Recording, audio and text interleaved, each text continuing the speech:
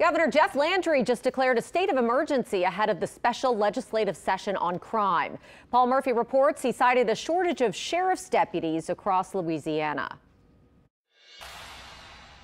According to Governor Jeff Landry, the Louisiana Sheriff's Association estimates sheriff's offices were short approximately 1,800 deputies statewide. Landry signed an executive order declaring a state of emergency due to the lack of police officers and sheriff's deputies.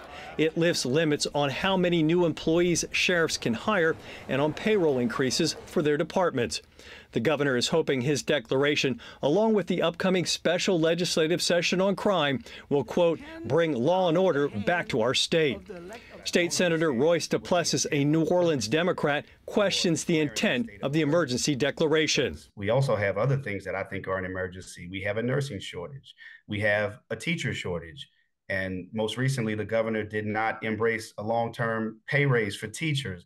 Among the 24 tough on crime-related items on Landry's agenda for the special session are expanding methods to carry out death row executions, restricting parole eligibility, lowering the age at which young offenders can be prosecuted in adult court, and increasing penalties for certain crimes. State Representative Lori Schlegel, a Metairie Republican, has a bill that would increase the minimum sentence for carjacking from 2 to 5 years, with a minimum of 20 years if there is serious bodily injury. I think anytime you're held accountable and you actually suffer consequences for your actions, that's just human behavior, that it's going to deter it.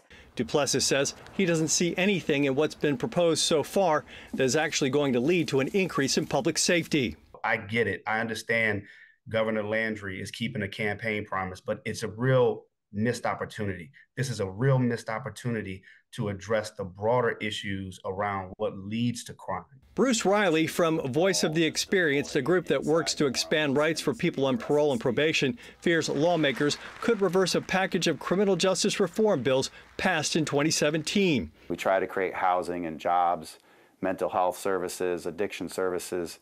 If we were to do those things, we would actually have a real impact on crime. The 16-day special session begins on Monday. We know we have an issue, and so we know we need to do things differently, and so that's what I'm hoping comes out of this session. Paul Murphy, WWL, Louisiana.